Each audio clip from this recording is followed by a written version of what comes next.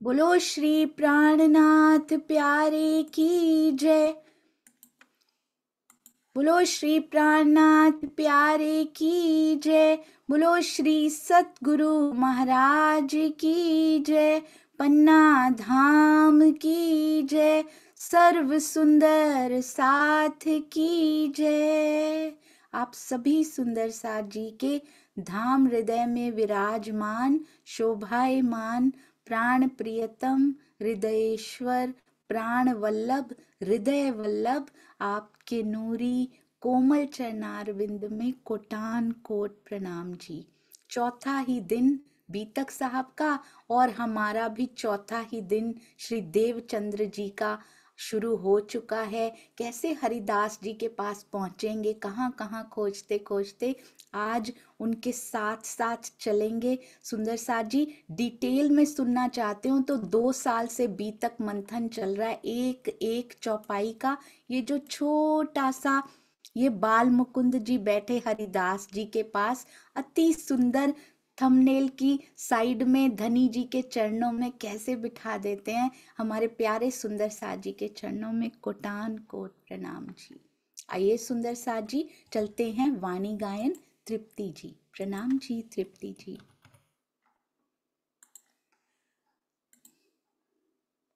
प्रणाम जी। जी आपकी आवाज नहीं आ रही दीदी।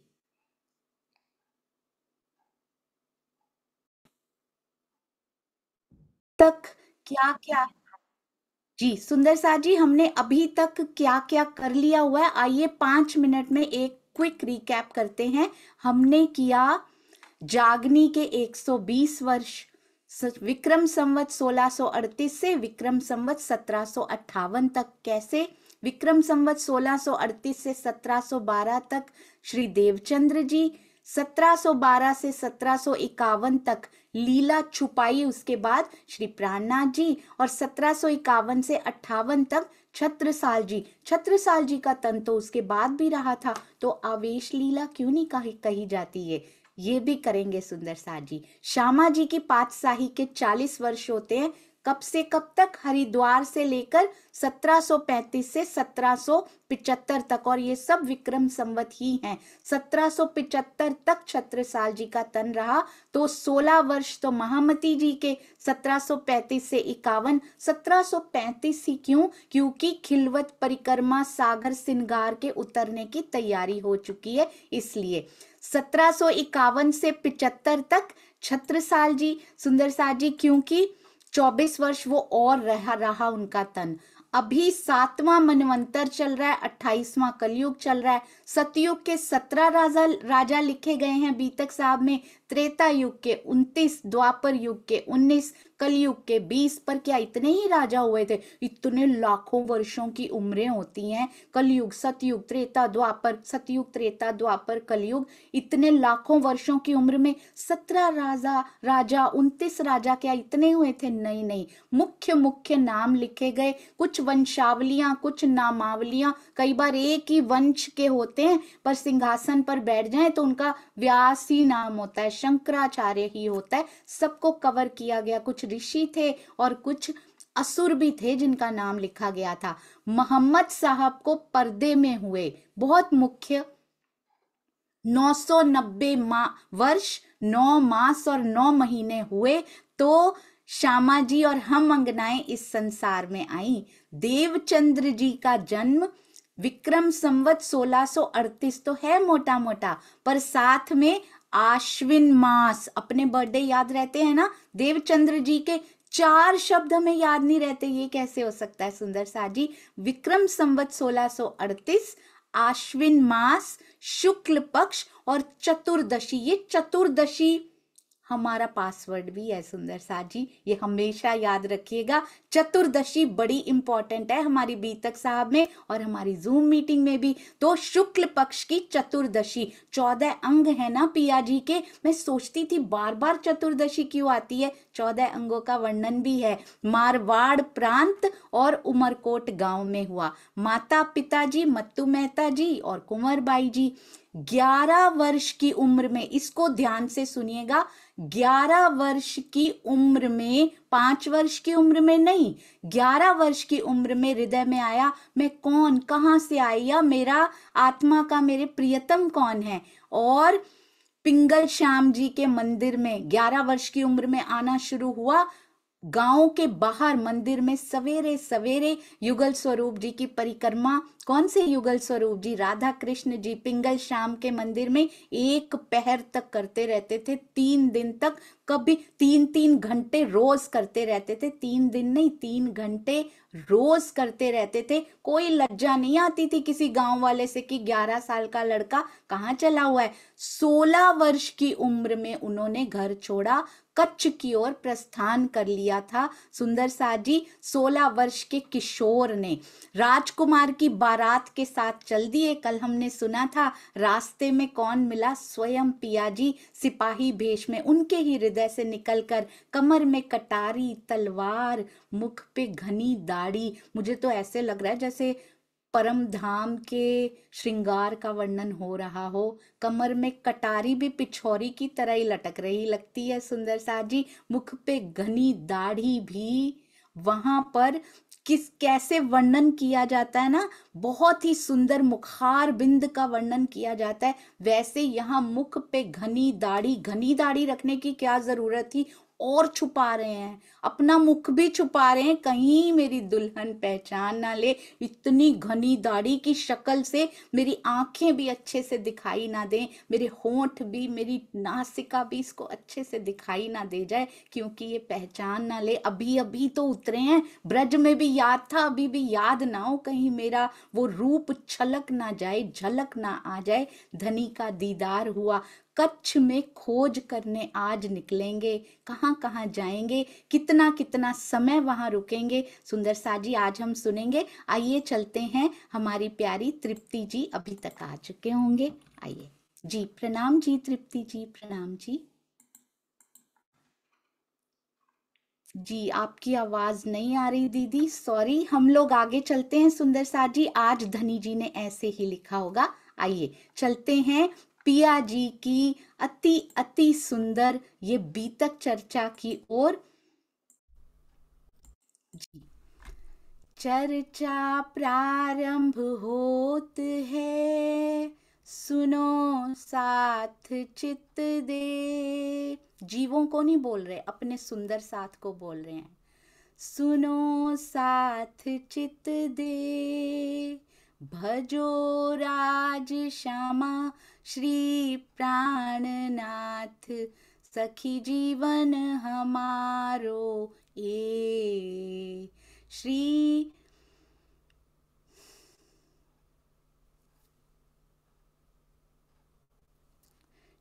महामती कहे साथ जी, भया चर्चा का वखत, अब तुम सुनियो चित दे।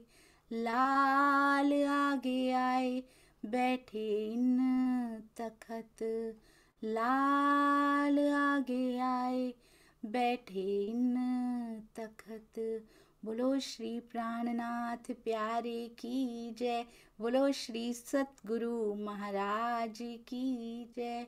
प्रणाम जी सुंदर साथ जी, बीच में ही स्विच ऑफ कर दें तो एक चौपाई भी याद नहीं रहती सुंदर साथ जी। आइए चलते हैं, हम कच्छ में किस प्रकार खोज कर रहे हैं पिया जी, हमारी श्यामा जी कैसे खोज कर रही हैं, कच्छ देश की कहते, तुम्हें उसकी बात बताता हूँ। लालदास जी के माध्यम से पिया जी ने उनके हृदय में उड़ेला, और लालदास जी हम सबको संबोधित करते हुए कहते हैं खोज करनी शुरू कर चुके हैं। बीच में देवचंद्र जी के साथ, धनी जी के साथ, धनी श्री देवचंद्र जी कब जुड़ेगा उनके साथ, जब उनको दर्शन हो जाएंगे, तारतम निजा निज नाम मंत्र जिसको कहा जाता है वो उतर जाएगा, बीज रूप वाणी उनके हृदय में उतर जाएगी। अभी तो कच्छ पहुंचे हैं, बड़े प्रसन्न हैं, आप देख पा रहे हैं ना सुंदर सा जी, 16 साल का किशोर, कितना सुंदर, इकलौता बेटा अपने माँ बाप का, और रास्ते में सिपाही रूप में दर्शन करके आई। अंदर श्यामा जी, कितनी प्रसन्नता, कितनी प्रफुल्लता है। कच्छ में पहुंचते ही एक आशा है कि यहाँ जरूर मिल जाएंगे। अब उसी आशा में कहाँ कहाँ जा रहे हैं। सबसे पहले तो मंदिर पहुंच जाते हैं, पुजारी जी से पूछते हैं कोई मंदिर मिला। जाते इतने मंदिर कच्छ में हैं, पूछते हैं मूर्ति के रूप में ही, कहते यहाँ पे तो साक्षात परमात्मा तुम्हें मूर्ति के रूप में ही मिलेगा। भला कथा चर्चा की आवश्यकता ही क्या है। कहते कुछ तो चर्चा, कुछ तो डिस्कशन, कुछ तो उसकी बात बताइए। जो इस जगत का पालनहारा है वो कहाँ मिलेगा, कि जिसने हमको बनाया वो कहाँ मिलेगा, मेरा प्रियतम कहाँ मिलेगा। कहते हम तो मूर्ति की पूजा कर लेते हैं। भला जहां मूर्ति के रूप में साक्षात परमात्मा सामने खड़ा हो, वहां उसकी बात करने की जरूरत ही क्या है। भला कथा चर्चा की जरूरत ही क्या है। प्रतिमा को ही परमात्मा समझकर बैठे हुए देवचंद्र जी को पता लग गया था कि यहाँ से मुझे कुछ नहीं मिलने वाला, परंतु फिर भी कुछ दिन तक मंदिरों में होने वाले पेशेंस लेवल देखिएगा, उनका धैर्य की पराकाष्ठा देखिएगा। कितने वर्ष खोजते रहते हैं, खोजते रहते हैं, ज्ञान चर्चा से पूर्णतया रहित, कोई न्यूनतम भी नहीं, बिल्कुल जीरो ज्ञान चर्चा। केवल पूजा पाठ और कर्म कांड हो रहा है, और कोई मार्ग नहीं सूझ रहा, क्योंकि अंदर श्यामा जी, अंदर तड़प है।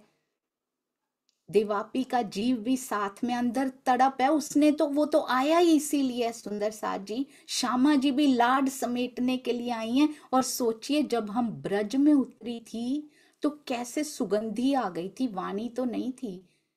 तब कैसे पता लग गया था कि पिया जी हैं। अभी भी हम बिल्कुल फ्रेश, बिल्कुल अभी अभी उतरे थे।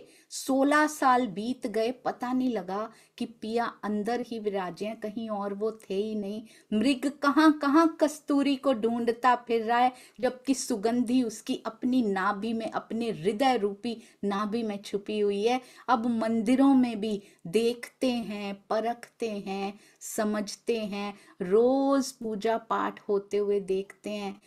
तो सोचिए सुंदर साथ जी, जहां जहां ज्ञान चर्चा नहीं होती है, केवल और केवल यही होता है, तो क्या वहां से ये देवचंद्र जी समझा रहे हैं हमें, बीतक से समझा रहे हैं कि क्या वहां पर पिया भी मिल सकते हैं सुंदर साथ जी, जहां पे ज्ञान चर्चा होती ही नहीं, केवल रटन लगा दी जाती है। हम चाहे चाहे हमारे मंदिर हो, चाहे कोई भी मंदिर हो सुंदर साथ जी, पिया जी की वाणी का ज्ञान, उनकी चर्चा कितनी जरूरी है, ये भी पिया जी हमें इस माध्यम से सिखा रहे हैं, समझा रहे हैं। तो यदि हमारे किसी भी मंदिर, कोई भी ऐसा हो जहां चर्चा ना होती हो, तो सुंदर साथ जी मिल बैठकर इस बीतक साहब में तैयारियां कीजिए। सारे सुंदर साथ मिलने आते हैं, बीतक साहब सुनने आते हैं, चर्चा होती है बीतक की, इसका मतलब ज्ञान चर्चा होती है। वीक में एक बार चर्चा का कार्यक्रम हर मंदिर में, वीक में नहीं हो सकता, दूर रहते हैं, कम से कम मंथली, मासिक गोष्ठी हर मंदिर में जरूर कीजिए, जब पिया जी की वाणी ज्ञान चर्चा के माध्यम से भी गुंजायमान हो। भजन कीर्तन हमारे मुख पर चढ़ जाया करते हैं, कई बार हम उनका अर्थ जाने बिना ही जैसे मेहर सागर पड़ जाते हैं। भजन कीर्तन भी लय के साथ साथ बोलते रहते हैं, वो भी जरूरी है, उनकी भी अपनी इंपॉर्टेंस है, पर चर्चा की इंपॉर्टेंस को कम नहीं किया जा सकता, क्योंकि भजन कीर्तन सपोर्ट करते हैं चर्चा को। मेन कार्यक्रम है वो चर्चा का होना चाहिए सुंदर साथ जी, हमारे हर मंदिर, हर आश्रम, हर स्थान और हर हृदय मंदिर में भी वही चर्चा, वही डिस्कशन पिया जी के साथ चलती रहे।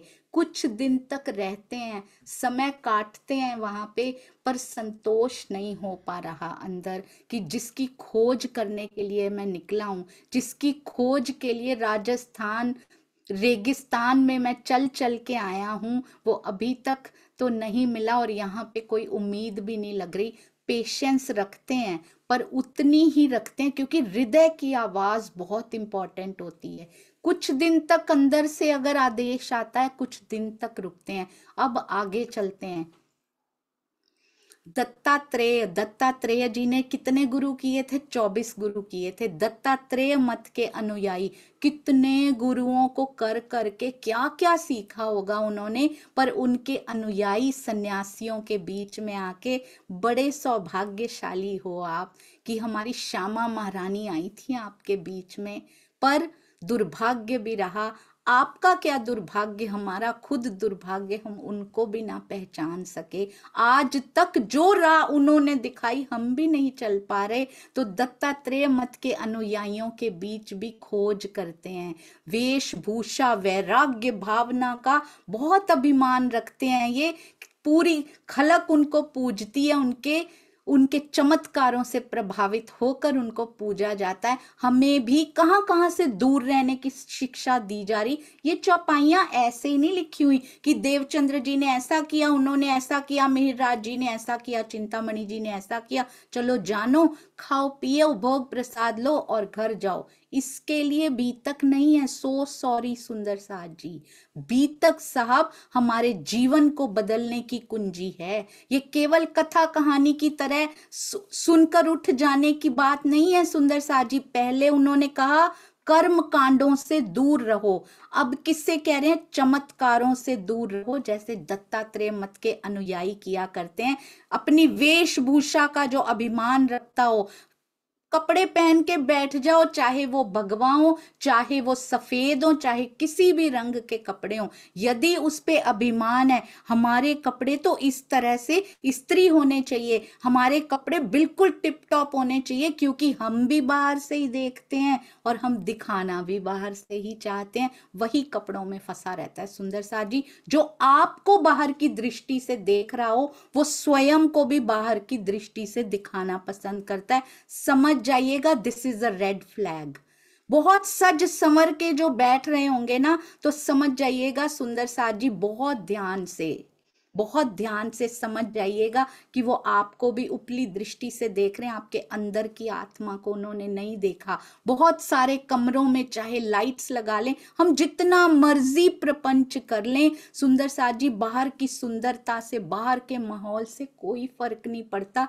जलवायु अंदर की प्रेम की होनी चाहिए। कहते हैं अभिमान उनका दिखाई नहीं देगा, पर आप नोटिस कर सकते हैं, आप चौपाइयों के माध्यम से नोटिस कर सकते हैं कि इनको किस बात का अभिमान है। चाहे वाणी से ना दिखाते हो, पर आप हाव भाव से नोटिस कर सकते हैं कि कहां से अभिमान छलक रहा है और कौन सिंप्लिसिटी की प्रतिमा बन के सतगुरु जो बैठा है, जिसको खाने पीने, जिसको चाहे 2 गज 4 गज का कमरा, कितना गज मुझे पता नहीं कितना होता है सुंदर साथ जी, छोटा सा कमरा, 2 जोड़ी 4 जोड़ी कपड़ा, उसको कोई फर्क नहीं पड़ता। किसी ने इस्त्री किया या सुखा के दे दिया, उसको कोई फर्क नहीं पड़ता। किसी ने ड्राई क्लीन करवाया या नहीं, उसको पता है मेरे अंदर की तरंगें कितनी इंपॉर्टेंट है। फिर जाए के वहां भी खोजते हैं दत्तात्रेय के। इसको ऐसे ही मत पढ़िएगा,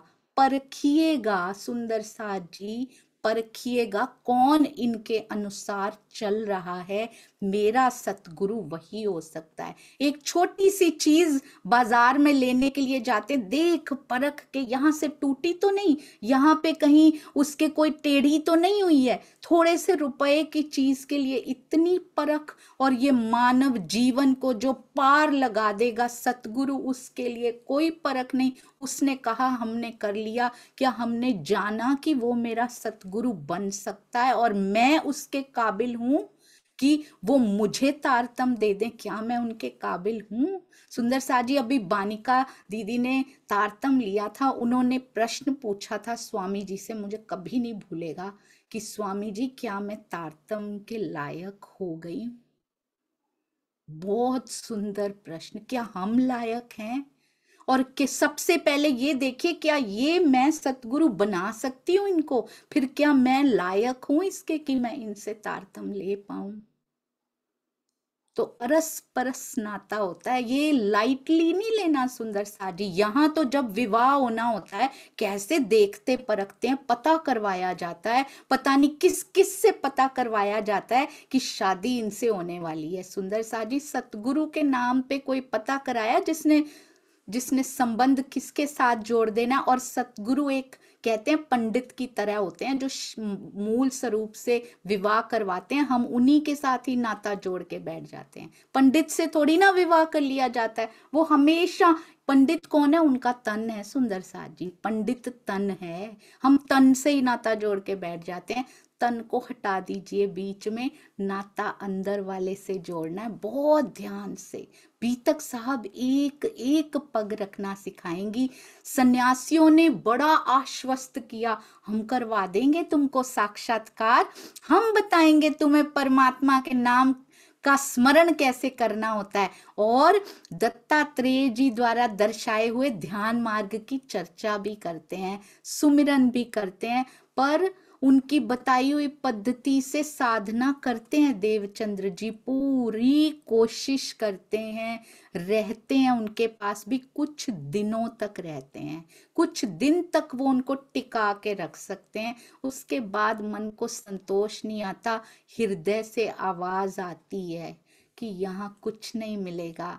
कुछ दिनों के बाद ज्ञान की खोज में फिर आगे चल देते हैं। इसके बीच में भी बहुत कुछ हुआ होगा।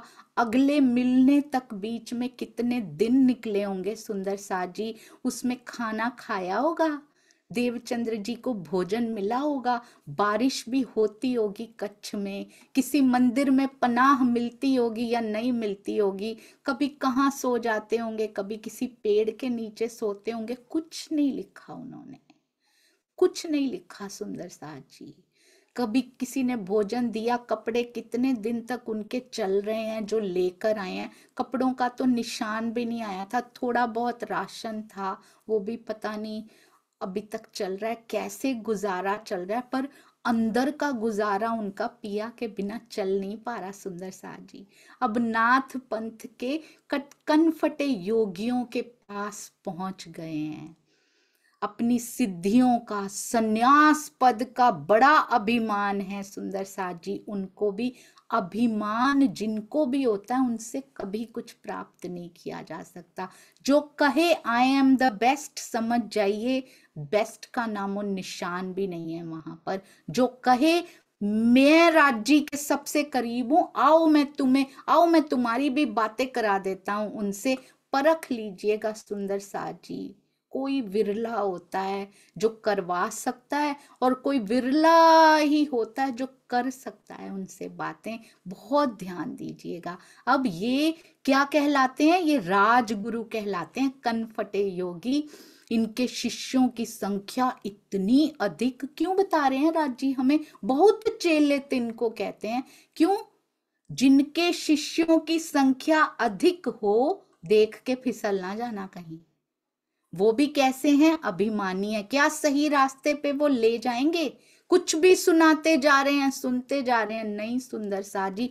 परखने को भी यही समा, ढूंढने को भी यही समा, मिल गए हैं देखने को भी यही समा। अब दर्शनों का समय आया है। इसीलिए राजी बता रहे हैं किन किन से बच के रहना। जो स्वयं का डिंडिम घोष करते हैं ना, मेरी बात होती है, मैं बात कर सकता हूं, आओ तुम्हारी भी करवाता हूं, मैं कर सकती हूँ, आओ तुम्हारी भी करवाती हूँ।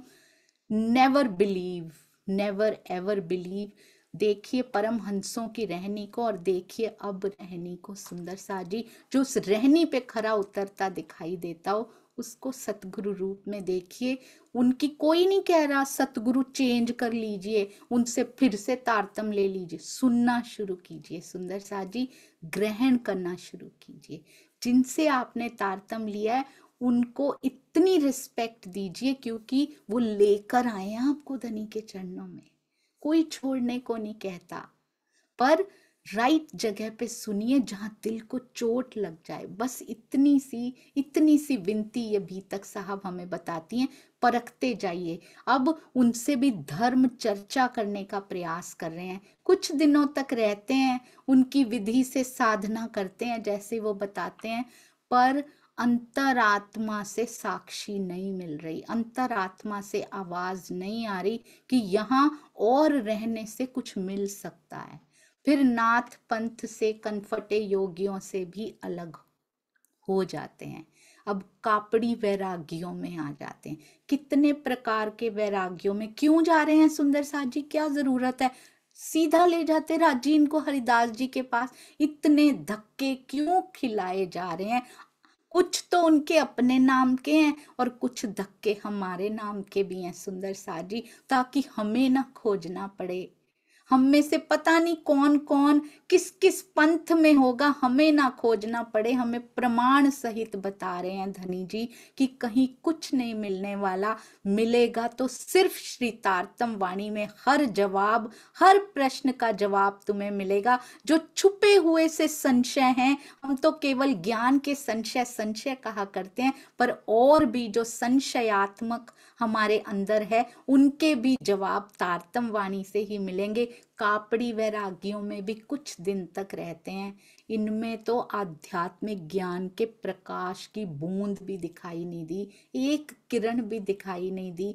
ये तो मन और इंद्रियों के, बड़ा ध्यान दीजिएगा सुंदर साथ जी, दूसरों पे बहुत डाल दिया आज तक, ये बीतक अब मेरे लिए, हम सब के लिए है। मन और इंद्रियों के विषय भोगों में कहते वो फंसे हुए थे। आज हम सुंदर साथ दूसरों पे डालने की बजाय, क्या हम तो किसी को फॉलो नहीं कर रहे ना ऐसा, जो मन और इंद्रियों के भोगों में फंसे हुए हों? बहुत ध्यान दीजिएगा, यदि हैं तो निकल आइए सुंदर साथ जी। राज्य के हृदय का रास्ता मन और इंद्रियों के विषय भोगों से होकर नहीं जाता है, बहुत ध्यान दीजिएगा।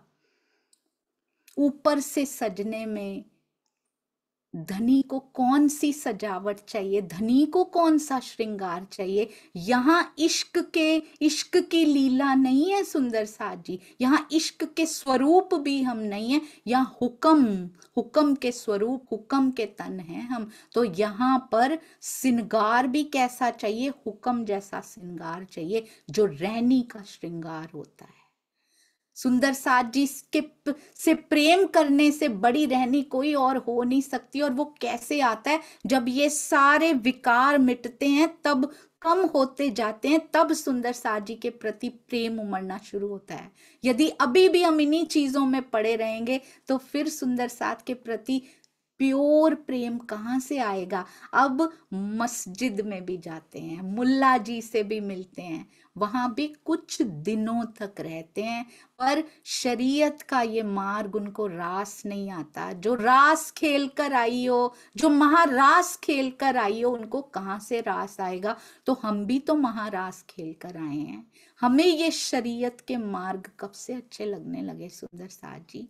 मैं ये नहीं कह रही कि धनी जी की सेवा पूजा करना शरीयत है, बिल्कुल भी नहीं सुंदर साथ जी। सेवा पूजा में सुरता यदि हम वहां लेकर जाते हैं, तो वो चितवनी से कम नहीं है। और चितवनी में बैठे हुए भी सुरता, यही मन यहीं घूमता रहता है, सुरता तो छोड़िए, मन यहीं घूमता रहता है। वो चितवनी भी किसी कर्म कांड से कम नहीं है। तो भावों का अंतर है, ये बहुत ध्यान दीजिएगा। हमें क्या रास आना चाहिए, उन्हें क्या रास नहीं आ रहा। उनके अंदर लगी हुई है, धुन लगी हुई है पिया जी से मिलने की। और कहते हैं ब्राह्मण वेशधारी, ये तो कुछ गिने हुए मेन बताए हैं। अनेक सांप्रदायिक विद्वानों के पास गए, खोजत ही फिरत रहे, मत मतांतरों में कितनी जगह पे ढूंढते रहे। देखिए मस्जिद भी हो आए, उनको लगा शायद यहाँ से मिल जाए। मेहनत करी अति जोर, बहुत मेहनत कर रहे हैं। और आपको पता है, ये कुछ दिन, ये कुछ महीने करते करते करते 2 साल तक तकरीबन निकल चुके, 18 महीने यहाँ पे निकल चुके हैं सुंदर साथ जी। 16 वर्ष के बालक निकले थे, कुछ महीने ऊपर थे, अब 18 वर्ष के तकरीबन होने वाले हैं। 16 वर्ष शायद 4 महीने के थे जब निकले थे, अब तकरीबन 18 वर्ष के देवचंद्र जी होने वाले हैं। और अंदर क्या लगी हुई है, धुन कौन सी लगी, और क्या पाया सुंदर साथ जी इन सब में जाके? क्या पाया देवचंद्र जी ने? आपको पता है, एक बार ना एक महात्मा जी थे, उनके पास उन्होंने एक दिन बड़े बड़ी तपस्या करा करते थे, उनके काफी शिष्य भी थे। एक बार उनके पास ना एक बिल्ली का बच्चा आ गया छोटा सा। तो महात्मा जी को इतना प्यार आया, वो थोड़ा सा घायल भी था, उसकी मरहम पट्टी करवाई महात्मा जी ने और उसको खूब प्यार किया। बिल्ली का बच्चा बिल्कुल ठीक हो गया। पर अब क्या प्रॉब्लम क्या आ गई, वो हर समय महात्मा जी की गोदी में ही चढ़ा रहता था, उसको तो बड़ा अच्छा लगता था। महात्मा जी ने तपस्या करनी हो तो क्या करें, वो तो उतरता ही नहीं है। शिष्यों को बोला, इसको जब मैं तपस्या साधना करने बैठूं ना, इसको ना आप पेड़ के साथ बांध दिया करो। तो शिष्य वैसा ही करने लगे, थोड़ी देर के लिए उनको पेड़ के साथ बांधने लगे। महात्मा जी की साधना खत्म होती, वो फिर गोदी में आके बैठ जाता। अब ये चलता जा रहा था, सालों से चलता गया चलता गया। महात्मा जी का तन छूट गया। अब उनकी जगह किसी और को नियुक्त किया गया उनके मठ को संभालने के लिए। अब क्या कहते हैं कि अब वो बिल्ली का बच्चा तो उनकी गोदी में आता नहीं था। तो कहते हैं पर नहीं, जब मैं साधना में बैठूं तो इस बिल्ली के बच्चे को पेड़ से बांध दिया जाए। क्यों? क्योंकि मेरे गुरुजी भी ऐसे ही करते थे। हालांकि कोई जरूरत ही नहीं है, वो तो उनकी गोदी में आता भी नहीं है, उसको तो महात्मा जी से लगाव था। बिल्ली का बच्चा बिल्ली बन चुका था पूरी। तो उसको पेड़ से बांधा जाने लगा। जैसे जैसे पीछे चलता आ रहा था, ये परंपरा कुछ ऐसी साल दर साल चलती गई। थोड़े साल के बाद बिल्ली ने भी तन छोड़ दिया। अब तो बड़ी दिक्कत हो गई, अब ये साधना करें तो फिर पेड़ से तो बांधना पड़ेगा। नई बिल्ली लेकर आई और उसको बांधा जाता था। और फिर तन पे तन बदलते रहे मठ स्वामी, नए से नए मठाधीश आते रहे, नए से नई बिल्लियां आती रहीं और उनको पेड़ से बांधा जाता था। ये एक परंपरा बन चुकी थी। हमारे गुरुजी ने किया था तो हम भी करेंगे। हमने कभी देखा ही नहीं कि उसका रीजन क्या था। क्या आज वो रीजन है या वो रीजन नहीं है? सुंदर साथ जी, हम मोबाइल नए से नए ले लेते हैं, हम सब चीज में अप टू डेट हो जाते हैं, पर जो परंपरा होती है, मैं ये नहीं कह रही प्राणनाथ जी के समय की परंपराएं नहीं, वो बिल्कुल सटीक बिल्कुल सही उनके द्वारा शुरू की गई। पर जो समय के साथ साथ छठे दिन में हम सब सुंदर साथ ने स्वयं ही शुरू कर दी, उनको जरूर देखते जाइएगा। कहीं हम भी बिल्ली के बच्चे तो नहीं बांध रहे, कहीं हम भी बिना सोचे समझे वैसे ही तो नहीं बन रहे ना जैसे वो मठाधीश बन रहे थे। वो परंपरा नहीं थी, वो समय की मांग, समय की मजबूरी थी। आज क्या उसकी जरूरत है जो हम कर रहे हैं, या आज चर्चा की, ज्ञान की, चितवनी की जरूरत है? जो राह श्री प्राणनाथ जी ने हमें दिखाई थी, जो देवचंद्र जी ने हमें दिखाई, धनी श्री देवचंद्र जी ने, कैसे जमुना का जल कल कल करके बहने लगता था। हम उस परम धाम के वासी हैं सुंदर साथ जी, और कहाँ यहाँ की ही चीजों में, यहीं के विकारों में, यहीं की परंपराओं में हम खुद को बांध के बैठ गए। हमने उनका साक्षात करने का प्रयास तक नहीं किया। अब करते करते देवचंद्र जी 18 वर्ष के हो गए। 18 वर्ष के सुंदर साथ जी 18 माह तक करते रहे यहाँ पर खोज। फिर थक हार कर, जिस कच्छ से उनको इतनी उम्मीद थी, वहां कुछ नहीं मिला। खंगालते रहे कोना कोना। उन्होंने कभी नहीं सोचा कि मेरे कपड़े भी कोई इस्त्री कर दे या ड्राई क्लीन करवा दे। पता नहीं एक जोड़ी और लाए भी थे या नहीं थे, कैसे धोते पहन लेते थे। आगे भोजनगर की ओर निकल रहे हैं। भोजनगर के शहर में क्या कहा जाता है सुंदर साथ जी? कहते हैं राधा वल्लभ मत के हरिदास जी हैं वहां पे। यहाँ पर कितनी देर रहेंगे आप देखिएगा। टोटल टोटल 4 वर्ष तक रहते हैं। टोटल 18 महीने तो ऐसे करते रहते हैं, और फिर भी ढूंढते ढूंढते पता नहीं कितना समय निकल जाता है, और आयु 20 वर्ष की हो चुकी है। फिर भोजनगर का वृत्तांत आता है सुंदर साथ जी आगे। अब 20 वर्ष की आयु में 2 साल ऐसे ढूंढते हैं और फिर विभिन्न मत पंथों में ढूंढते ढूंढते 4 साल बीत जाते हैं। टोटल 16 वर्ष की आयु में निकले थे, आज 20 वर्ष की आयु उनकी हो गई। भोजनगर के लिए निकलते हैं और वहां क्या जाते ही मिल जाते हैं सुंदर साथ जी। वहां पर जाते थक हार के, थकी टूटा हुआ वो जीव सुंदर साथ जी निकलता है। वहां पे भेंट हरिदास जी से हो जाती है। जैसे जैसे धनी ने मास्टर प्लान किया हुआ है, प्यारी आह्लादिनी शक्ति पिया जी की दूसरे मिलन की ओर बढ़ती जा रही है धीरे धीरे पिया जी के साथ। राधा वल्लभी मत के उनकी सेवा जब उन्होंने देखी, देवचंद्र जी ने कैसे बांके बिहारी की सेवा करते हैं, सखी भाव भजियो भरतार, सखी भाव होके कितने प्रेम से वो सेवा करते हैं, तन की परवाह नहीं करते। कितनी कितनी बार गर्मी में तो 4 बार नहाए आते हैं और सर्दी में भी 2-2 बार नहा लेते हैं। केवल एकमात्र उद्देश्य, अभिमान का लेश मात्र भी नहीं, शिष्यों की संख्या उनको नहीं चाहिए। मंदिर में आते हैं, दर्शन करते हैं, लोग चले जाते हैं, उनको कोई लेना देना नहीं, मेरे कितने शिष्य हैं, मेरे पास क्या है, कोई अभिमान नहीं। एकमात्र जब सेवा देखी, निस्वार्थ भाव से सेवा देखी, तो सुंदर साथ जी किसकी देखी, सखी भाव से जो रिझाएगा वही निस्वार्थ हो सकता है। जो दास भाव से रिझाते हैं, कोई ना कोई इच्छा जरूर दास बन के अंदर होती है सुंदर साथ जी।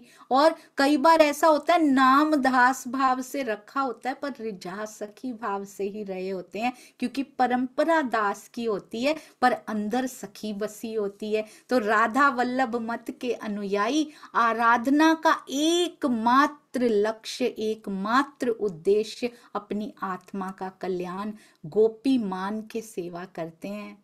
और बांके बिहारी जी की अति प्यारी, अति सुंदर, उनकी सोहबत में रह के कहते इतना प्रेम देखा। और सांचवटी से, सत्य से, सच्चे हृदय से कैसे उसको रिझाया जा सकता है, अपने इष्ट को, अपने आराध्य को नियम के साथ कैसे रिझाते हैं। ये अटूट प्रेम जब उनके अंदर देखा तो देखिएगा कितने वर्ष रुकेंगे इनके पास। ये रोक सकता है, ये भाव रोक सकते हैं सुंदर साथ जी। ऊपर का अभिमान नहीं रोक पाया, ऊपर की सिद्धियां नहीं रोक पाई, हम सुंदर साथ को तो नहीं रोक लेती है ना, भाव रोक पाए कुछ समय तक। अंकुर नहीं है पर भाव बहुत सुंदर है। गर्मी की ऋतु में सेवा करते थे, शीतल जल वायु से ठंडक भी बनाए रखते थे और हर तरह से क्या क्या लगाते रहते थे, पंखा, सूती वस्त्र, कितने प्यार से सेवा करते थे अपने बांके बिहारी जी की। और रुत के अनुसार अगर ठंड हो जाती थी, जाड़े की रुत में गर्मी का कोई ना कोई सामान तैयार रखते थे, भोग भी ऐसे लगाते थे उनको जिससे गर्माहट आ जाए। बहुत सुंदर, अति अति सुंदर। कहते ऐसा मैं क्या कर दूं अपनी सेवा से कि मेरे आराध्य को आज इस वस्तु की आवश्यकता हो, मैं क्या अर्पण कर दूं। जाड़े के मौसम में भी सारा दिन हरिदास जी का इसी में बीत जाता है। उनके साथ रहते रहते देवचंद्र जी भी उनकी सहायता करते हैं सेवा करने में। सेवा का गुण कैसे उनके अंदर, उनके भाव सेवा के कैसे अंदर प्रवाहित होते जा रहे हैं या अंदर से बाहर प्रवाहित होते जा रहे हैं। स्नान भी करते थे 2-2, 4-4 बार, क्योंकि कोई अशुद्धि ना हो सेवा करने में। और फिर बार बार चले जाते थे, एक बार भोग लगाया, फिर सफाई की, फिर स्नान कर लिया। इस ठिकाने पे आके कुछ करार मिला है देवचंद्र जी को, अंदर की आवाज सुन रहे हैं। उन्होंने कहा वहां चले जाओ, हम वहां बैठ गए, हमें कुछ मिल रहा हो या ना मिल रहा हो, मेरी सहेली बैठी है तो मैं भी बैठी हूं। अंदर की आवाज सुन रहे हैं सुंदर साथ जी। मुझे करार कहाँ मिल रहा है? कहीं भी सुनिए, कहीं भी देयर इज नो रिस्ट्रिक्शन सुंदर साथ जी। यहां नहीं बैठना, यहां नहीं करना, ये नहीं करना, अपने दिल की आवाज सुनिए, करार कहाँ से मिल रहा है वहां पे सुनिए, और केवल सुनिए नहीं, अब ट्रांसफॉर्म करना शुरू कीजिए धीरे धीरे करके अपने जीवन को। देवचंद्र जी इतने प्रभावित हुए कि ऐसी सेवा तो मैंने देखी ही नहीं, ऐसी सांचवटी देख के बड़े प्रभावित हो गए हैं। अगर मैं इनकी सेवा करूं और इनसे वो वस्त्र ग्रहण कर लूं, वस्त्र ग्रहों इनसे वो ग्रहण कर लूं जो इनके अंदर इतने भाव उपजाती है, वो अलौकिक वस्तु, वो अलौकिक धन अगर मैं इनसे पालूं, ये मन में इच्छा है, कह नहीं रहे मुझे दे दो, मुझे तारतम दे दो, मुझे नाम दे दो, कुछ नहीं मांगेंगे, नाम भी नहीं मांगेंगे सुंदर साथ जी, खुद कहना पड़ेगा उनको कि आओ मैं तुम्हें देता हूं। ओहो, कहते हैं सेवा करके इनसे अखंड कोई ज्ञान प्राप्त कर लूं जो मिला दे मुझे मेरे इष्ट, मेरे आराध्य, मेरे प्रियतम से मिला दे। हरिदास जी के पास ठहर जाते हैं और ठहरने की इच्छा, ठहरने का दिल करता है वहां पे, नियमबद्ध होकर हरिदास जी से सुन रहे हैं, नियमबद्ध होकर रोज चर्चा सुन रहे हैं उनसे। मत्तू मेहता जी को पता लग जाता है, कैसे? सुंदर साथ जी बड़े दुखी हैं, उधर माता पिता भी, एक ही तो बेटा था छोड़ के चला गया, उसका कोई पता ठिकाना, 4 साल हो गए हैं, पता नहीं लग पा रहा। अब हरिदास जी उनके गुरु रह चुके हैं, पिताजी के भी गुरु रह चुके हैं, और देखिए उन्हीं के पास पहुंच गए हैं और उन्होंने सूचना भिजवा दी चुपचाप कि आपका बेटा यहाँ मेरे पास है। पूछा ही होगा तुम्हारे पिता कौन है, तुम्हारी माता कौन है, चुपचाप सूचना भिजवा देते हैं।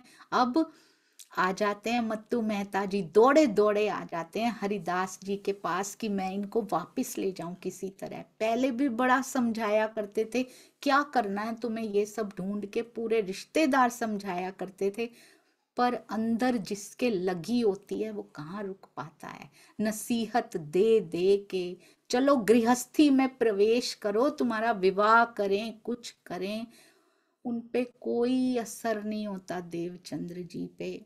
माता पिता बहुत दुखी हो जाते हैं, कहते हैं हमारे साथ वापस चलो बेटा, हमारे साथ रहो, हम तुम्हारे बिना कैसे रहेंगे, तुम्हारा जीवन ऐसे कैसे कटेगा, विवाह करो, गृहस्थ आश्रम में प्रवेश करो, तुम्हारी रुचि बढ़ेगी गृहस्थी की तरफ।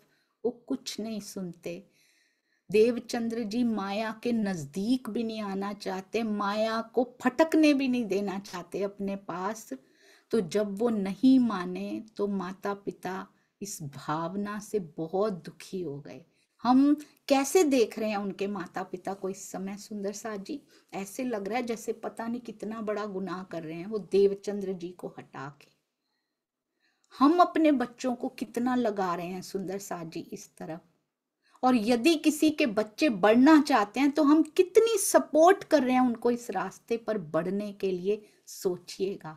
बच्चों को बैलेंस करना जरूर सिखाइए। ये तो धनी श्री देवचंद्र जी हैं, तारतम बीज रूप तारतम उनके हृदय से प्रकट होना है, उनको करना पड़ेगा, ये उनको छोड़ना पड़ेगा, उनको हम सब के हिस्से की मेहनत उनको करनी है सुंदर साथ जी। पर आज के छठे दिन के हमें तो पका पकाया मिल चुका है, पगडंडियां हमें नहीं बनानी है, हमारे लिए परमहंसों ने सारी पगडंडियां तैयार रखी हैं, श्यामा जी ने तैयार रखी हैं। हम बैलेंस्ड लाइफ तो बच्चों को सिखा सकते हैं। कोई नहीं कह रहा जॉब छोड़ दीजिए, बिजनेस छोड़ दीजिए, पर धनी के लिए समय तो निकालना पड़ेगा। हरिदास जी की सेवा मन, वचन और कर्म से कर रहे हैं। बोलते बहुत कम है सुंदर साथ जी, करते हैं, करते रहते हैं। निष्ठाबंध जीवन अगर सीखना है तो फिर देवचंद्र जी से सीखना है सुंदर साथ जी। शुद्ध मन से सेवा, कितना कुछ सिखा जाता है ये जीवन उनका, हमें हमने कितना उतारा सुंदर साथ जी। शुद्ध मन क्या हमारे आज हो पाए? जैसी सेवा हरिदास जी की कर दी उन्होंने, बांके बिहारी जी की कर दी। एक्चुअली देखा जाए तो ये तो हरिदास जी की सेवा कर रहे हैं। देवचंद्र जी बांके बिहारी की सेवा नहीं कर रहे, ना ही वो बाल मुकुंद जी की सेवा कर रहे हैं, हरिदास जी की सेवा कर रहे हैं सुंदर साज जी। हमारे मन में एक प्रश्न आया करता है, हम उसके बारे में अभी डिस्कशन करेंगे। वाणी कर्म से सेवा करते हैं, उनके प्रति कोई संशय नहीं था उनके मन में। हम कहते हैं ना बाद में वस्त्र मांगेंगे, तो मना क्यों कर दिया? अभी भी तो सेवा कर ही रहे थे देवचंद्र जी। बाल मुकुंद जी और बांके बिहारी जी की सेवा नहीं हो रही थी, हरिदास जी की सेवा कर रहे थे। हरिदास जी आगे, बांके बिहारी जी, हरिदास जी नहीं सेवा देते अपनी कि मैं कर रहा हूं चलो आज तुम कर लो, नॉट एट ऑल। इसीलिए देवचंद्र जी ने भी अपनी पत्नी को नहीं दी थी, क्योंकि उन्होंने सीखा है, ये हरिदास जी से भी सीखा है, अपनी सेवा स्वयं पूरे दिल से करो, पूरे हृदय देके। क्या कोई और कर पाएगा ऐसा हृदय देके सेवा? हरिदास की सेवा करें लिखा है, बाल मुकुंद जी या बांके बिहारी की सेवा नहीं लिखा। इसीलिए जब उनको दिए जाने, अभी आएगा वो प्रसंग सुंदर साजी, जब उनको वस्त्र देने की, उनको मूर्ति देने की बात आई, बाल मुकुंद जी ने हाथ खड़े कर दिए, मेरी मत देना, क्योंकि हरिदास जी थे, उससे तो वो सेवा करवा सकते हैं, श्यामा जी से सेवा नहीं करवा सकते। वो कहते हैं उनके मन में कोई एक इतना सा भी संशय हरिदास जी के प्रति नहीं है। और हमारे मन में देखिए धनी के प्रति भी संशय है। मैं ज्ञान का संशय नहीं बोल रही, बेस्ट है हमारे पिया, सब यही कहेंगे। संशय किसको कहते हैं सुंदर साजी? जब हमारे जीवन में ऐसी परिस्थितियां आती हैं और हमारा ईमान ढह जाता है, उसको कहते हैं छुपा हुआ संशय हमारे अंदर। हमने अपनी गठरी पिया को सौंपी नहीं, क्यों नहीं सौंपते? पिया पे संशय, हमें पता नहीं अच्छे से संभाल लेंगे या नहीं। मैं जितने अच्छे से सेवा कर रही हूं, मैंने इन पे छोड़ दिया, पता नहीं मेरे ब्रह्मांड को अच्छे से संभाल लेंगे नहीं। ये संशय नहीं तो और क्या है सुंदर साज जी? संशय ज्ञान के नहीं, संशय प्रैक्टिकल लाइफ में प्रैक्टिकलिटी के हुआ करते हैं। ज्ञान के संशय सॉल्व हो जाया करते हैं, प्रैक्टिकल लाइफ के संशय तब सॉल्व होते हैं जब हम बीतक को पीना, बीतक की घटनाओं को घोल के पी जाते हैं। और मेरे हर पल में, हर एक पल में, हर एक पलक में सुंदर साजी, हर एक क्षण में वो घटना मुझे दिखाई देने लगती है। छोटी सी बात मेरे जीवन में हुई, मेरा प्रसंग देवचंद्र जी से मिलता है, बहुत छोटा है उनके सामने, पर मुझे वही करना है जो मेरे धनी जी ने सिखाया है। अब सांचे हरिदास को देख के, देवचंद्र जी की इतनी सुंदर निष्ठा, इतनी लगन से वो जो सेवा करते हैं, मन मीठा, वाणी मीठी, कर्म मीठा, शुद्ध कर्म, शुद्ध वाणी, शुद्ध विचार, वो देख पा रहे हैं हरिदास जी। उनके मन में विचार आता है। देवचंद्र जी दीक्षा भी नहीं मांगते, उनसे नाम स्मरण भी नहीं मांगते सुंदर साज जी। गुरु के मन में स्वयं आ रहा है गुरु जी के कि इनको देना चाहिए, अब ये पात्र बन चुके हैं। एक शुभ दिन उन्होंने निश्चित कर लिया। अब मत्तू मेहता जी भी उधर, पिताजी के दिल में भी आ रहा है, पिताजी के हृदय में भी दिन निश्चित कर लिया, शुभ दिन उन्होंने भी निकाला, इसका विवाह कर दिया जाए। क्योंकि इस प्रकार तो देवचंद्र जी गृहस्थी से छूटते वैराग्य में ही बढ़ते जा रहे हैं, इनका विवाह कर देना चाहिए। अब दोनों जब निकालते हैं तो शुभ दिन निकल आता है उनका। अब सगाई कर देते हैं, वो बिना बताए सगाई कर दी जाती है लीलबाई जी के साथ। विवाह का दिन भी निश्चित कराते हैं जाके, और जो दिन विवाह का है उसी दिन उनको दीक्षा भी मिलनी है। वही उत्तम दिन माया या फिर वो सुंदर साज जी एक ही दिन पे आती है, वो भी उसी दिन पे आ रही है जिस दिन गुरु जी ने डिसाइड किया कि इस दिन इनको मैं नाम दे दूंगा। राधा वल्लभी संप्रदाय में, राधा वल्लभ संप्रदाय में दीक्षा लेने के लिए क्या कराना पड़ता है? देवचंद्र जी ने अपने मन में विचार किया, नाम सुमरन लेना है इनसे, तो राधा वल्लभी मत में तो क्या कराना पड़ता है? भद्र भेष होना पड़ता है, यानी कि मुंडन कराना पड़ता है सिर का। तो देवचंद्र जी से पूछा, कहते हैं मैं आज तुम्हें राधा वल्लभ मत की दीक्षा देना चाहता हूँ। हरिदास जी ने पूछा, तुम्हें तो मुंडन कराना होगा, तभी तुम्हारा दीक्षा कार्य हो पाएगा। तो अब देवचंद्र जी को तो वैसे भी नहीं पता कि मेरा विवाह भी इसी दिन निश्चित हुआ है, और अगर पता भी होता वो तो स्पेशली भद्रवेश होके आते फिर तो, क्योंकि उनको तो कराना नहीं है, उनसे तो पूछे बिना ही सगाई कर दी गई है। इससे क्या शिक्षा मिलती है? पूछे बिना बच्चों की सहमति जरूर लीजिए जब भी विवाह जैसे कार्य हो। सुंदर साथ जी, बच्चों की सहमति, जिनका जीवन बीतने वाला है, उनकी सहमति कितनी जरूरी होती है। एक छोटी से छोटी बात भी बीतक साहब में सिखाई गई है, उनसे पूछे बिना निर्णय मत कीजिए। वो बड़े हो चुके हैं विवाह की उम्र के लायक, जरूर उनकी रजामंदी भी पूछिए। सुंदर साथ जी भद्र भेष होए के अब पास में आके बैठ गए, हरख रहे हैं। देवचंद्र जी बड़े खुश हैं, बाल मुंडवा के बैठ गए हरिदास जी के पास। आज मुझे भी दीक्षा मिलेगी, मैं भी आज से शायद सेवा कर पाऊं, और हरिदास जी की टूट के सेवा करूंगा अपने गुरु जी की। अब कहते हैं, तुमने किसी और से दीक्षा ली है? देवचंद्र जी कहते हैं, हाँ, मैंने दत्तात्रेय मत पे विश्वास करके ले ली थी दीक्षा, और तो किसी से नहीं ली। कहते हैं, फिर तुम ऐसे करो, चिट्ठी में वो मंत्र लिख लो, वो नाम सुमरन जो तुम्हें मिला था, रोटी में चिट्ठी डालो और सन्यासी को जाके, किसी भी सन्यासी को भिक्षा में दान कराओ जाके। तो कहते हैं कि रोटी में चिट्ठी वाय के देवो सन्यासी को यों कर, सन्यासी को जाके भिक्षा में दान कर दो, वो रोटी छुपा के दे दो, उसको पता भी नहीं लगेगा। अब कैसे उसको पीस के या कैसे करके रोटी बेली होगी, उसको पका के उसको दिया, उसको पता भी नहीं, उसका मंत्र वापस चला गया किसी और के पास। देवचंद्र जी कहते हैं, इसमें लिखा नहीं हुआ सुंदर साथ जी की गाय को दे आओ, देवो सन्यासी को यों कर। तो कहते हैं, अब देवचंद्र जी ने कहा कि ऐसा करने से क्या होगा गुरुजी? सन्यासी का मंत्र जो दत्तात्रेय मत से मैंने लिया है, यदि वो इतना स्ट्रॉन्ग मंत्र हुआ, बाहर से मैं दे भी आऊं चलो, पर क्या मेरे मन से निकल जाएगा?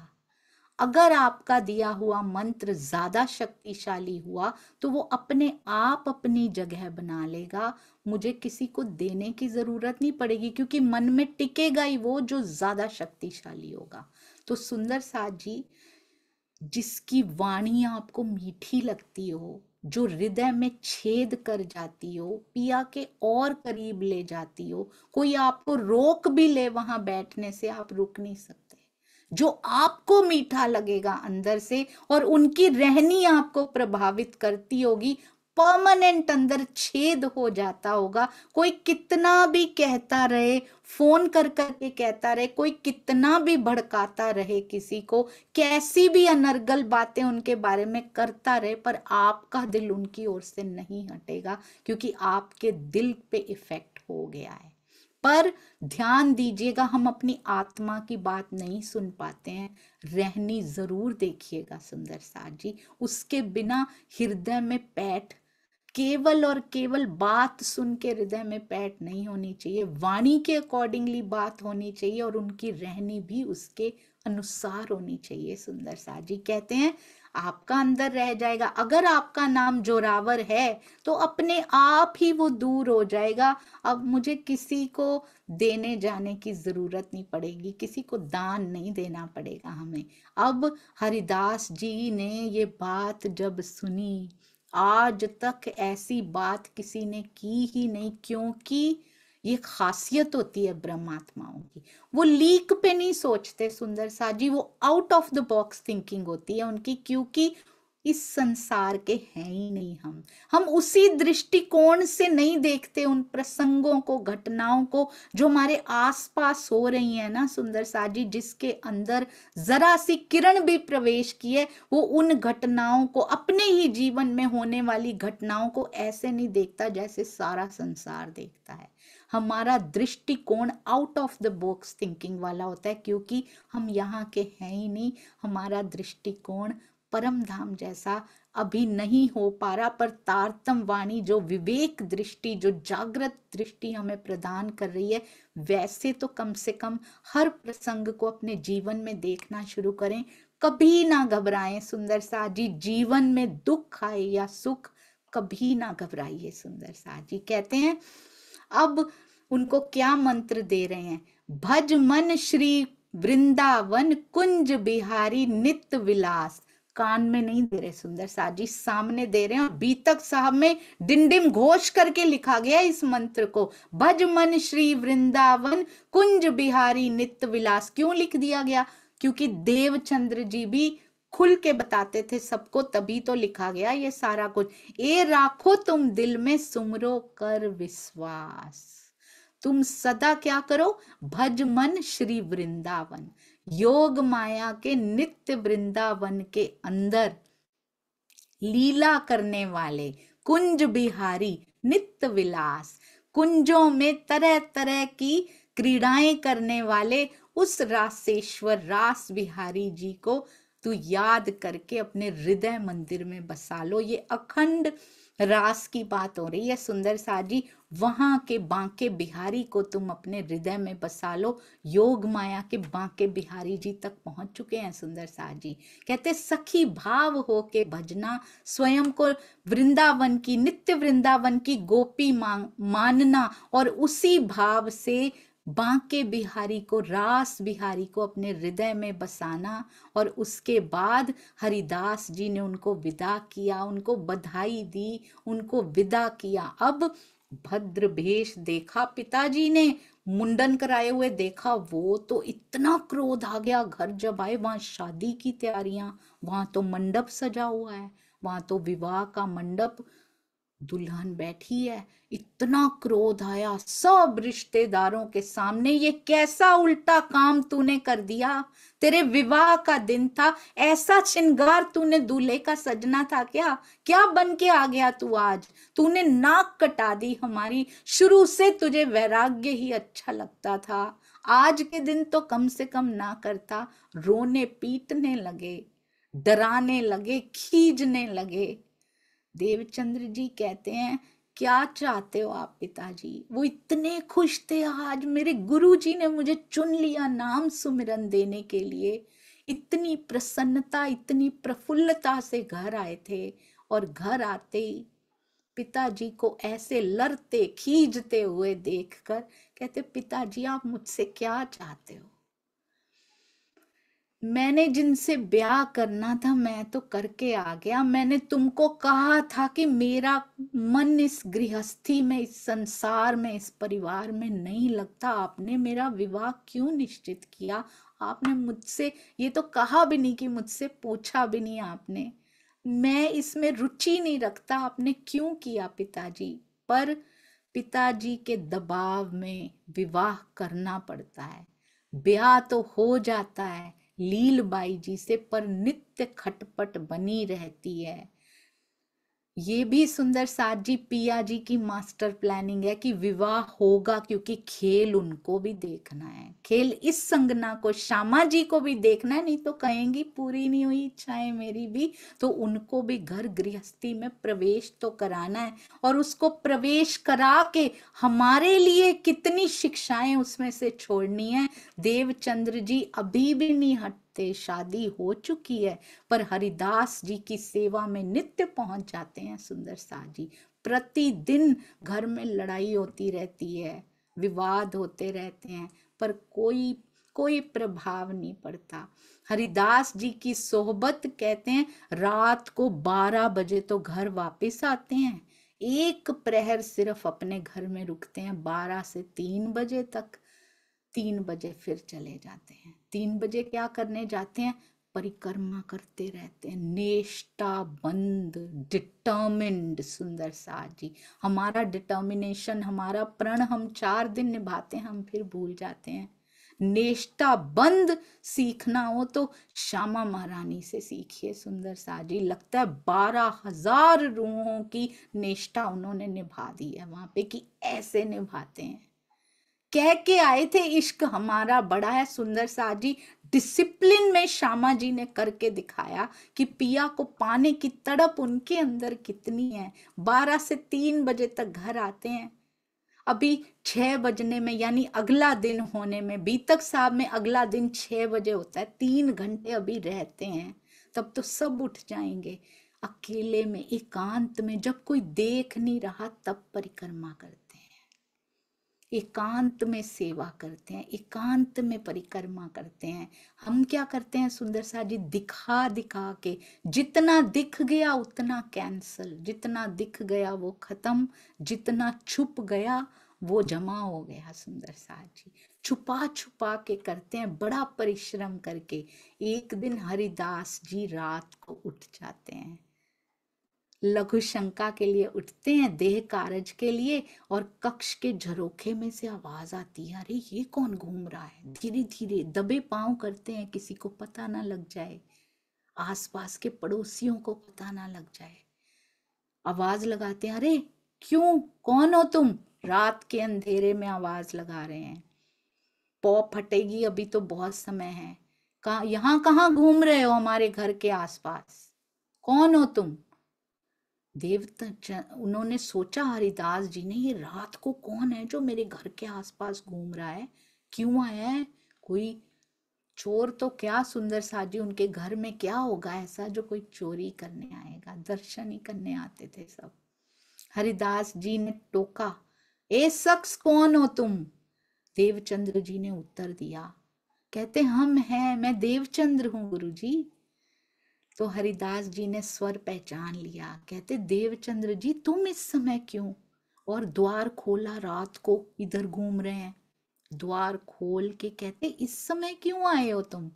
देवचंद्र जी कहते हैं, अरे आप मेरी बात तो सुनिए, मुझे पता ही नहीं चला कितना समय हो गया है, मुझे लगा कि दिन हो चुका है, मैं तो इसलिए आ गया था, समय का सही अनुमान हुआ नहीं, और आपका द्वार अभी खुला ही नहीं था, तो मुझे लगा अच्छा थोड़ा समय रहता होगा, तो हमने परिक्रमा करनी शुरू कर दी। सेवा करे ना जनावही, अपनी आत्म के कारण, दिखावे नहीं काहू को, समझावे अपना मन। सेवा करके कभी नहीं जताना चाहिए सुंदर सा जी, ना जनावही, किसके कारण, जो जता दिया, जो पता लग जाएगी सुंदर सा जी, वो सेवा यहीं खत्म हो जाएगी। जो छुप जाएगी सेवा वो जमा हो जाएगी हमारे पास, किसके कारण, अपनी आत्म, किसी के कारण नहीं। किसी पे कोई एहसान नहीं, कोई सेवा करके किसी भी प्रकार की कोई सेवा हो, अपने ऊपर है सुंदर सा जी। हमारा हृदय निर्मल और पिया के दर्शनों के लिए तैयार होता चला जाएगा। सेवा से ये लाभ होगा, और उतनी सेवा से लाभ होगा जो छुप जाएगी, जिसमें किसी को पता नहीं चल पाएगा कि ये मैंने की है। समझावें अपना मन, किसी के सामने प्रदर्शन नहीं करते थे। हमने बहुत बार सुनी है अभी तक, पता नहीं 20 25 50 बार भी सुनी होगी, पर आज भी क्या वो निकल पाया है सुंदर सा जी हृदय से। हरिदास जी सुन के, अब हरिदास जी ने सुना तो कहते अच्छा अच्छा तुमने अच्छा ही किया, कोई बात नहीं। तो देवचंद्र जी पर क्या करते रहे, हटे नहीं कि फिर ना आ जाए, कल हरिदास जी फिर ना देख लें, कल की कल देखी जाएगी। जो उन्होंने सोच रखा है, जो मेरे प्रियतम ने सोच रखा है, अब फिर सेवा करते रहते हैं, परिक्रमा फिर 3 से 6 करते हैं, और मंदिर की कितनी सेवाओं में भाग भी लेते हैं। हरिदास जी एक दिन अपने मंदिर की सेवा में तल्लीन थे। देवचंद्र जी क्या कर रहे थे सुंदर सा जी, बहुत ध्यान से। एक दिवस हरिदास जी थे सेवा में होशियार, देवचंद्र जी बांके बिहारी जी और बाल मुकुंद जी की सेवा नहीं करते थे, हरिदास जी करते थे। आगे श्री देवचंद्र जी बैठे थे, खबरदार वो आगे बैठे रहते थे। हरिदास जी को जिस चीज की जरूरत होती थी वो ला कर देते थे, पर सेवा हरिदास जी स्वयं अपने हाथों से करते थे। तब एक शख्स को बिच्छू ने काट लिया, डंक मार लिया, उसका शरीर जड़ हो गया। अचानक से 4 जने पकड़ के ले आए हरिदास जी के पास, 4 आदमी ले आए। अब हरिदास जी मंदिर से बाहर निकले, साथ साथ देवचंद्र जी भी भागे भागे गए और समझ गए देख के कि बिच्छू के विष से ही ऐसा ऐसी स्थिति, ऐसी परिस्थिति आई है। उन्होंने क्या किया, क्या किया सुंदर साथ जी, मंत्र आता है हरिदास जी को, उन्होंने मंत्र पढ़ा, अपनी मूंछों पे हाथ फेरा। मूंछों पे क्यों हाथ फेरा सुंदर साथ जी? बहुत सुंदर स्वामी जी लिखते हैं, मूंछों पे हाथ फेरना संकल्प शक्ति का प्रतीक है। कोई भी सिद्धि संकल्प शक्ति से ही प्राप्त हो सकती है। पहली बार फेरा, उसको थोड़ा सा आराम आया, दूसरी बार मंत्र पढ़ा, फिर मूंछों पे हाथ फेरा, शरीर में चेतनता आ गई, उठ के खड़ा हो गया। और जैसे ही तीसरी बार उन्होंने मूंछों पे हाथ फेरा, सरलता से उसका सारा विष उतर गया। वो व्यक्ति हरिदास जी के चरणों में गिर पड़ा। तीसरी बार में वो बिल्कुल ठीक हो गया सुंदर साथ जी। तीसरी बार खेल देख के हम भी इस बिच्छू के डंक से, हमारा सतगुरु भी अपनी संकल्प शक्ति से मूंछों पे हाथ फेरेगा। संकल्प शक्ति है वो। हम भी तीसरी बार खेल देख के तृप्त हो जाएंगे और बिच्छू ने जो हमें भी डंक मार रखा है, माया का डंक, हमारा भी उतर जाएगा सुंदर साथ जी। जो मांग के आए थे इश्क रब्द का बेवरा, यहाँ भी हो जाएगा। अब सारे गांव वाले अत्यंत श्रद्धा भाव से हरिदास जी के सामने झुक रहे हैं। आपकी महिमा को शब्दों में कैसे गाएं? व्यक्ति मर चुका होता यदि आप ना बचाते। हरिदास जी को देवचंद्र जी पे बड़ा लाड आया, अपना उत्तराधिकारी उनको सोच रहे हैं। क्यों? हर चीज उनको दे रहे हैं। पहले नाम दिया, अब कहते हैं ये मंत्र सीखोगे देवचंद्र, ये मंत्र सीखोगे? मैं सिखाना चाहता हूँ। देवचंद्र जी ने नहीं कहा मुझे सिखा दो, अरे बड़ा फायदा हो जाएगा, सीख लेते हैं मंत्र। नहीं, कहते हैं अगर एक घड़ी भी ये लेट हो जाते ना, आने में देर हो जाती, तो उस व्यक्ति की जान निकल जाती। प्रतिष्ठा के लिए नहीं, लोगों की सेवा के लिए तुम ये मंत्र सीख लो, दूसरों के जीवन की रक्षा करना। देवचंद्र जी कहते हैं हमको जो मंत्र आपने दिया है ना, वो हमने अपने हृदय में रख लिया है। हरिदास जी, मुझे अब ये लाख बिच्छू के डंक से बचाने वाला ये मंत्र, ये मानव जीवन सफल करने का मंत्र जो आपने मुझे दे दिया है। जन्म लेने पे, मरण पे कितना दर्द होता है, लाख बिच्छू एक बार में डंक मार रहे हो, इतना दर्द होता है, डस रहे हो। तो आपने मुझे जन्म मरण के चक्रों से छुड़ाने वाला मंत्र दे दिया, योग माया की बात बता दी है उनको, रास बिहारी की बात बता दी है। मुझे ये एक बिच्छू का मंत्र मैं क्या करूंगा, टिकेगा ही नहीं मेरे अंदर। क्योंकि जो शक्तिशाली होता है वो अपने आप ही हल्के को बाहर निकाल देता है। बहुत सुंदर सुंदर साथ जी कहते हैं लौकिक विष उतारने वाला मंत्र मुझे नहीं चाहिए। हरिदास जी रीझ जाते हैं कि इसकी कोई अलौकिक ही बुद्धि है। रीझ के सिफत करते हैं देवचंद्र जी कि मैं देना चाह रहा हूं और ये नहीं ले रहा। कहते हैं इतने ऊंचे विचार, इतनी अलौकिक बुद्धि जो आपके पास है, श्यामा जी है ना सुंदर साथ जी, कहते हैं उसका थोड़ा सा अंश, ऐसे थोड़े से भी विचार मेरे पास नहीं है। क्या पता लगता है इससे? हरिदास जी की विनम्रता भी पता लगती है सुंदर साथ जी। गुरु हैं वो, मंत्र दिया है उन्होंने, पर कहते ऐसे विचार मेरे पास नहीं है। एक गुरु होकर भी वो झिझकते नहीं है ये कहने से कि तेरे जैसे विचार मेरे अंदर नहीं आते। जेलस नहीं है, ईर्ष्या नहीं है, द्वेष नहीं है, तब ऐसा सेवा भाव आया करता है सुंदर साथ जी। अब इस तरह से कितनी घटनाएं भोजनगर में होती रहती हैं, होती रहती हैं। अपने आराध्य की, गुरु जी की, हरिदास जी की सेवा में गुप्त रूप से लगे रहते हैं। लगे रहते हैं, किसी को पता भी नहीं लगने देते। उनके एक हाथ को पता नहीं होता दूसरे हाथ ने क्या सेवा कर दी, क्या ले आया उनके लिए। इस प्रकार छुपा छुपा के हरिदास जी को पता भी नहीं होता कि चुपचाप मेरे वस्त्र भी धोए आते हैं ये जाके। बहुत सुंदर सुंदर साजी, उनकी पत्नी तक को पता नहीं लगने देते कि वस्त्र ये धोए आए हैं या हरिदास जी ने धो दिए हैं। गुप्त रूप से छुपा के सेवा कराते हैं। एक दिन अब फिर हरिदास जी ने देख लिया, अपने झरोखे में से उन्होंने फिर तड़के तड़के भोर होने वाली है, मकान की परिक्रमा फिर देवचंद्र जी कर रहे हैं। आवाज दे के ऊपर रहते हैं हरिदास जी, ऊपर की मंजिल पे रहते हैं और मंदिर नीचे की मंजिल पे है। ऊपर बुलाते हैं झरोखे में से, देवचंद्र जी ऊपर आइए। तो उनको क्या है सुंदर साथ जी, उनको ये लग रहा है कि कर तो ये मंदिर की परिक्रमा रहे हैं, पर साथ में परिक्रमा तो मेरी भी हो रही है ना, हमारे परिवार की भी हो रही है।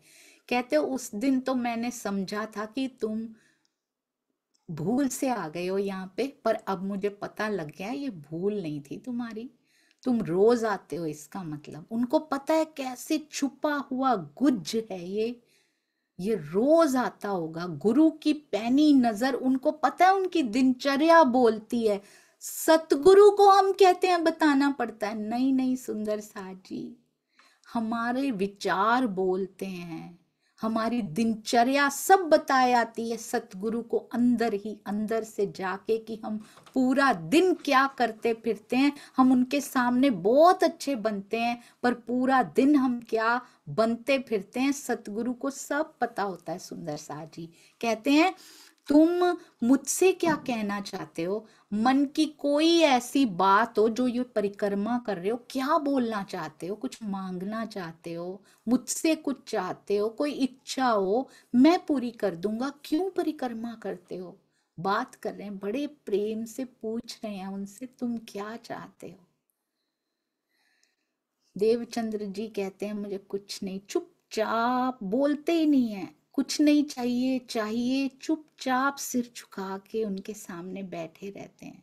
हमसे भी सतगुरु पूछेंगे, कुछ नहीं बोलना, वो सब जानता है सुंदर साथ जी, वो सब जानते हैं। कहते हैं अच्छा फिर ऐसे करते हैं, मैं तुम्हें ना बाल मुकुंद जी की मूर्ति दे देता हूँ, तुम ना अपने घर ले जाके सेवा करो, जिससे आनंद हो, मेरी परिक्रमा ना हो जिससे। देवचंद्र जी बड़े खुश, कहते जैसी आपकी आज्ञा हो गुरुजी, जैसी आप आदेश करेंगे मैं वैसी वैसी सेवा बाल मुकुंद जी की मूर्ति की करूंगा। अब भोजनगर में इस प्रकार की बीतक सुंदर साथ जी व्यतीत हो रही है, हमारे जीव ये व्यतीत हो रही है, ये आज भी हो रही है, ये आगे भी होती रहेगी। प्रसंगों के रूप जरूर थोड़े थोड़े बदल जाएंगे सुंदर साथ जी, पर बीतक कभी नहीं बदलेगी, वो प्रेजेंट बनेगी, वो फ्यूचर बनेगी। ये केवल बीती हुई बातें नहीं है, इन बीती हुई बातों में हमारा प्रेजेंट भी समाया और हमारा फ्यूचर भी समाया हुआ है। इसलिए बीतक साहब को कभी भी दूसरों पे उंगली उठा के इस पात्र ने ऐसा किया, इसने ऐसा किया, नहीं, इसमें से ले लीजिएगा। जितना पॉजिटिव पिकअप करेंगे हमारा जीवन, क्योंकि पॉजिटिविटी, सकारात्मकता ही आस्तिकता है, नकारात्मकता ही नास्तिकता है। जितना पॉजिटिव पिकअप कर सकते हैं ना इसमें से, उतना हमारा जीवन आस्तिक सकारात्मक क्या होता है, वो धनी जी के करीब करीब और करीब होता चला जाएगा। कहते हैं अब बाल मुकुंद जी की मूर्ति देने के लिए भी शुभ दिन निश्चित कर लिया। देव उधर देखिए लील बाई जी कैसे रह रही हैं अपने घर में, माता पिता कैसे रह रहे हैं, कुछ लेना देना नहीं है इनको। अब मूर्ति ले जाके कहते पधरा लेना, प्रेम से सेवा कर लेना। मंदिर में जब सुबह उठे, अब उसी दिन अभी तड़के तड़के तो बुलाया है देवचंद्र जी को, कहते हैं आपको दे दूंगा मूर्ति और उनको पधरा लेना। अब नीचे उतरे मंदिर में जाने के लिए, देखा सेवा करने के लिए गए, बाल मुकुंद जी की मूर्ति गायब हो चुकी है, दिखाई नहीं दे रही है। अब हरिदास जी इतने दिलगीर हो गए, एक तो मूर्ति का बिछोह कि बाल मुकुंद जी मुझे दिखाई नहीं दे रहे, वो विछोहा सहन नहीं हो रहा, और दूसरा मैंने वचन दिया है देवचंद्र को, अब मैं उनको मूर्ति कहाँ से दूंगा। दो बातें अंदर ही अंदर साल रही हैं, सिंहासन पे विराजमान नहीं है, पूरा घर पूरा मंदिर कोना कोना छान मारा है, पर वो कहीं होते तो मिलते। वो तो स्वयं दृष्टि बंद होकर बैठ गए हैं, इनविजिबल होके बैठ गए हैं, उनको देखा नहीं जा पा रहा। पूरे घर में पूछ रहे कोई आया था क्या, सबने कहा यहाँ कौन आएगा, मुख्य द्वार बंद था, यहाँ कौन आएगा अंदर। हरिदास जी स्वयं हैरान हैं, परेशान हैं। रास बिहारी जी की सेवा करते हैं, उनकी मूर्ति भी है, रास बिहारी जी की करते हैं, बाल मुकुंद जी को ढूंढते फिरते हैं और पस्त हो जाते हैं, सफलता मिलती नहीं, परेशान थक के चूर हो जाते हैं। ये मन की भी थकान है।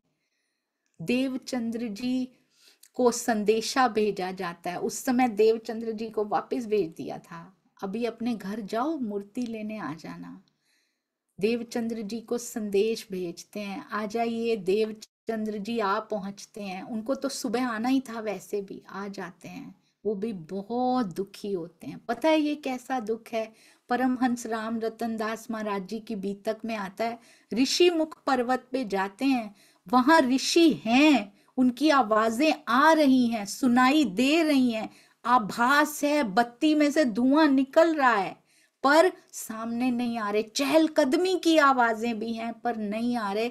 मैं ही पात्र नहीं हूं, मैं ही पात्र नहीं हूं। ऋषि के दर्शन नहीं कर सकता तो पर ब्रह्म के क्या करूंगा। ये स्पेशलिटी है सुंदर सा जी। धनी श्री देवचंद्र जी उंगली उठाते हैं, कभी भी उनकी कोमल उंगली उठती है तो अपनी तरफ उठती है, किसी और की तरफ नहीं उठती। यही फर्क है हमारे और उनकी रहनी में। आज से हमारी उंगली भी स्वयं की तरफ उठनी शुरू हो जाए, तब ये बीतक आईना बनेगी, तब ये बीतक दर्पण बनेगी, नहीं तो कथा की कथा ही रह जाएगी। सुंदर सा जी सुनते रहेंगे, सुनाते रहेंगे, जीवन परिवर्तित ना हो पाएगा।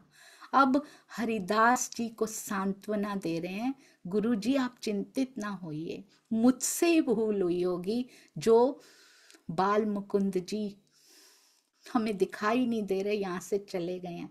आपने जैसे ही मन में हमें देने का संकल्प किया, आपने तो दे दी थी, हम में ही कोई कमी रही होगी, वो हमारे पास आना नहीं चाहते होंगे, हम ही कुपात्र हैं, पात्र नहीं बन पाए होंगे। हरिदास जी के मन को तसल्ली नहीं आ रही, कहते हैं मैं प्रसाद नहीं लूंगा, मैं कुछ ग्रहण नहीं करूंगा। वो भूखे बैठ गए, पूरा परिवार, रास बिहारी जी को भोग लगा दिया गया है, पर पूरे परिवार ने अन्न ग्रहण करने से इनकार कर दिया, जिसके घर से उसके आराध्य चले गए हों। सुंदर सा जी कभी हमें महसूस हुआ है, हमारे हृदय मंदिर में बैठे हमारे आराध्य, हमारे प्रियतम हमें दिखाई नहीं दे रहे, नेष्ठा बंद हो गए हैं। क्या हमारे हृदय पे कभी असर हुआ है इस बात का कि 400 साल से तेरी एक झलक नहीं मिली पिया जी, जिसके बिना एक पल नहीं बीतता था? तू कहाँ है धनी, तू दिखाई क्यों नहीं देता मुझे? तन में अग्नि विरहा की, मन में प्रेम प्यास, कहे कबीर तब जानिए, पिया मिलन की आस। हमें कभी वो विरह ने सताया, हमारे मन में कभी वो प्रेम प्यास आई है सुंदर सा जी, जो हरिदास जी को साल रही है। कुछ कुछ घंटों ने उनको निढाल करके रख दिया। हम तो बहुत उल्लसित से फिरते हैं, यहाँ उमंग में फिरते हैं, इस माया में। सुंदर सा जी बिना धनी से मिले हमें चैन करार कैसे आता है यहाँ पे? उनको लग रहा है मैं जब तक पुनः दर्शन नहीं कर सकता, मुझे शांति नहीं मिल सकती। बांके बिहारी जी को बाल भोग कराया जाता है, दोपहर में राज भोग लगाया जाता है, छोटे बाल बच्चों को तो दे देते हैं, पर पति पत्नी बिल्कुल कुछ ग्रहण नहीं कर रहे। सुंदर साथ जी, बाल मुकुंद जी किसको कहा जाता है? 11 साल 52 दिन का जो स्वरूप, जो लीला की थी, जो श्री कृष्ण जी के लिए ब्रज बिहारी बाल मुकुंद जी, उन्हीं को कहा जाता है। और रास बिहारी जी को बांके बिहारी कहते हैं। सब कुछ दृष्टि कमर सब बांकी थी उनकी, तिरछी मुद्रा में इतने सुंदर, इतने प्यारे महारास में दिखाई देते थे, इसलिए उनको बांकी छवि, बांके बिहारी कहा जाता है। घर में किसी बड़े सदस्य ने भोजन नहीं किया, बिना एकादशी होते हुए भी आज सब ने उपवास रखा है। तकरीबन तकरीबन पूरा दिन बीत चुका है, कोई भोजन नहीं कर रहा। उधर देवचंद्र जी भी अपने घर गए हैं, पर इतनी उदासी है, उन्होंने भी भोजन नहीं किया। ऐसा करते करते पूरा दिन बीता, रात आ गई। हरिदास जी को आराध्य के चिंतन में बैठे बैठे आधी रात हो गई। ऐसा लगा जैसे निद्रा सी आई हो, पर वो योग निद्रा थी, वो ये तामसिक निद्रा नहीं थी। आंखें मुंद गई, लगा जैसे हल्की सी झपकी आई है, पर योग निद्रा में उनको बाल मुकुंद जी समाधि अवस्था सी प्राप्त हो गई, जो आज तक प्राप्त नहीं हुई थी। श्यामा जी के चरण कमल ने उनको ये समाधि अवस्था प्राप्त करवा, उनके आराध्य के दर्शन करवा दिए। सुंदर सा जी, बाल मुकुंद जी सामने खड़े हैं। हरिदास जी आनंद से भरे हुए हैं, कहते कहाँ चले गए थे भगवान, प्रभु कहाँ चले गए थे? हम बहुत दुखी हो गए आपको खोजते खोजते, आप क्यों चले गए थे? बाल मुकुंद जी कहते हैं, मैं तो वहीं बैठा था, मैं कहीं नहीं गया। हरिदास जी कहते हैं, आप वहीं थे तो मुझे दर्शन क्यों नहीं दिए? कहते, तुम मुझे देवचंद्र जी को के यहाँ पधराना चाहते थे, उनको देना चाहते थे, मैं अदृश्य हो गया था। देवचंद्र जी की वास्तविक पहचान तुमको नहीं है, मुझे सहन नहीं होगा वो मेरी सेवा करें, क्योंकि उनके अंदर विराजमान पर ब्रह्म की आह्लादिनी शक्ति के कारण मैं इस अखंड लीला में हूं, ब्रज में अखंड हुआ हूं। कौन से पार ब्रह्म? सुंदर सा जी, अक्षरातीत को नहीं जानते हैं वो। उनके लिए पार ब्रह्म रास बिहारी जी ही हैं। उनके लिए पार ब्रह्म उनसे ऊपर, यानी सबलिक के महाकारण में रास करते हुए रास बिहारी, उनको धनी का और श्यामा जी का तो पता भी नहीं, पर हाँ, रास बिहारी के साथ राधिका रानी ये वही है। मैंने देखा है इनको रास करते हुए, अखंड ब्रज में सब दिखाई देता अखंड रास का। सुंदर सा जी कहते हैं, मैं इनकी आह्लादिनी शक्ति के कारण इस लीला में हूं, इसलिए मैं यहाँ पर इसीलिए अखंड हुआ हूं, तो इसलिए मैं इनकी सेवा, मैं इनका एहसान नहीं सहन कर सकता। देवचंद्र जी बड़े दुखी होते हैं। कहते हैं, अगर देवचंद्र जी इतने दुखी हैं कि उन्होंने बताया, देवचंद्र जी दुखी हैं इस बात से, कहते हैं अगर वो दुखी होते हैं, उनके ही प्राणेश्वर रास बिहारी के वस्त्र उनको दे देना, मेरी मूर्ति मत देना। अब उनकी मूर्ति देने को भी कह सकते थे, मूर्ति क्यों नहीं दिलवाई, वस्त्र क्यों दिलवाए? मूर्ति को स्नान करवाते, मूर्ति पूजा से छुड़वाने का बहुत बड़ा, सुंदर सा जी ये बीतक साहब में सिखापन दिया गया। मूर्ति नहीं दी गई, क्योंकि स्थूल पूजा, वस्त्र भी स्थूल होते हैं, पर उनमें स्थूलता, उसमें सॉफ्टनेस होती है, उसमें स्थूलता थोड़ी कम होती है। नहीं तो ये उनको स्नान करवाएंगे, क्या क्या करवाएंगे, उनको तिलक लगाएंगे, क्या क्या करेंगे, वस्त्रों में वो सब कम होता है। सुंदर सा जी, एटलीस्ट थोड़े कम में उनको सेटल कर दीजिए। तो बांके बिहारी जी के वस्त्र देने के लिए कहा जाता है। ये बातें करते करते कहते, प्रभु आप कहाँ हो, आप कहाँ हो, आप आ गए हो, कब आओगे वापस? कहते, मैं तो वहीं हूँ, तुम जाकर देखो तो सही। हरिदास और जैसे ही अपनी आंखें खोलते हैं, मंदिर में वहीं तो बैठे हुए हैं, उनके कब आ जाएंगे मेरे आराध्य पता नहीं। आंखें खोलते हैं, सामने बाल मुकुंद जी को पाते हैं। और अचानक से चौंक जाते हैं इस लीला के दर्शन से, जो आज तक इतने भावों से सेवा करते हुए भी जिनको दर्शन नहीं हुए थे। योग माया की शक्ति स्वयं आए सुंदर साथ जी उनको दर्शन देने। निज मंदिर में देखा बाल मुकुंद जी सिंहासन पर बैठे हुए थे। अंदर जब देखा निज मंदिर के, आह्लाद से भर गए, बार बार शीश झुका रहे हैं, शुक्र है प्रभु आप वापस आ गए। हरिदास जी घर से निकलते हैं देवचंद्र जी को ये सूचना देने के लिए कि बाल मुकुंद जी मिल गए हैं, बाल मुकुंद जी मिल गए हैं। और साथ ही साथ उन्होंने पहचान लिया है कि ये रासेश्वरी है, ये रास बिहारी जी की हृदयेश्वरी है। मैं इन्होंने इतनी सेवा मेरी कर दी, बाल मुकुंद जी इनकी सेवा का एहसान नहीं सहन कर सकते, मैं कैसे करूंगा, मैं जल्दी से चरण पकड़ लूंगा। बाजार में उधर देवचंद्र जी उधर से निकल पड़े से थे अपने घर से, इधर से ये निकल पड़े, दोनों की भेंट बीच बाजार में ही हो गई। पर उन्होंने नहीं देखा कि गुरु की कहाँ गरिमा है, शिष्य के सामने झुके सुंदर साथ जी, वो झुक गए, भरे बाजार में सबके सामने झुक गए। ये हरिदास जी की विनम्रता थी। उतावले होके शीस नमा दिया उनके चरणों में, भौचक्के रह गए आज तो। देवचंद्र जी कहते हैं ये क्या कर रहे हैं गुरुदेव, बहुत कोमल आवाज में उनको हाथों से पकड़ के उठाते हैं। अनर्थ मत कीजिए गुरुदेव। कहते हैं देवचंद्र जी मैं आपसे कैसे कहूं, आपके स्वरूप की पहचान मुझे आज तक नहीं हुई थी।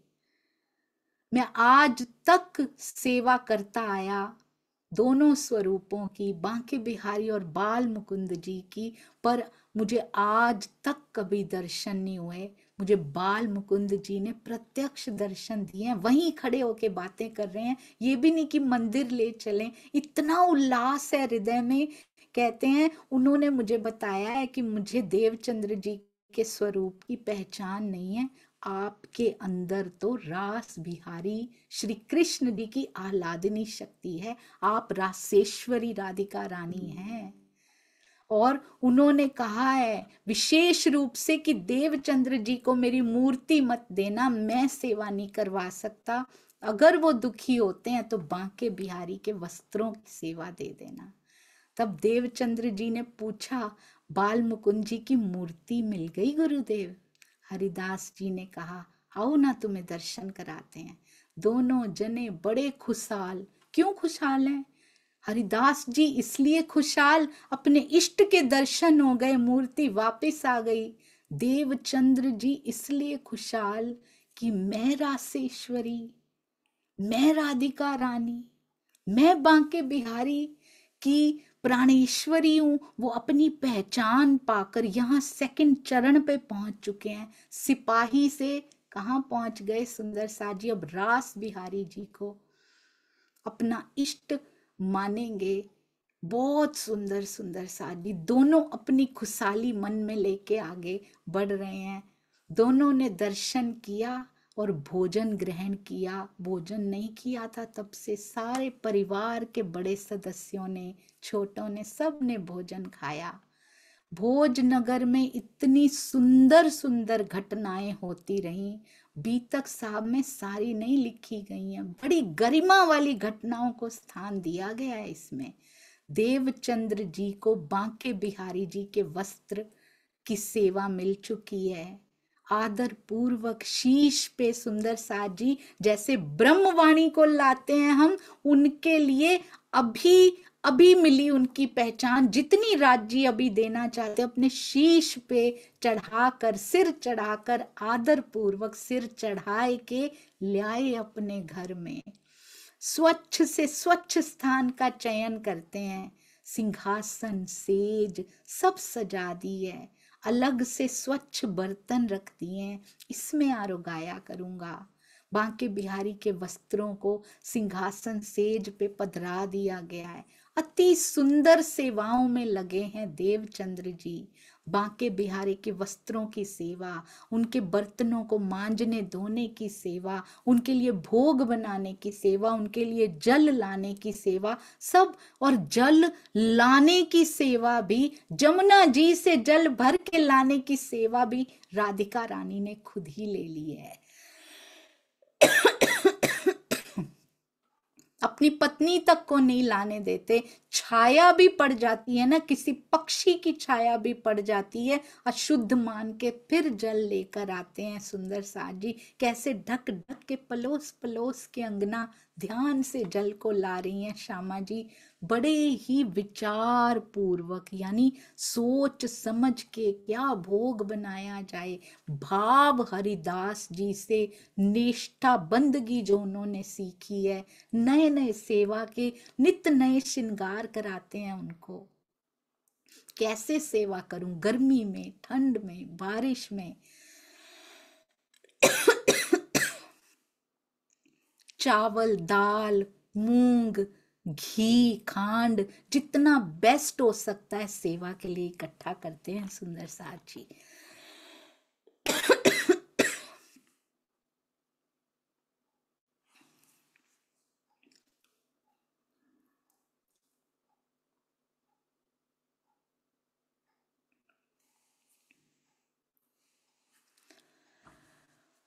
बाकी कल करेंगे। प्रणाम जी सुंदर साथ जी।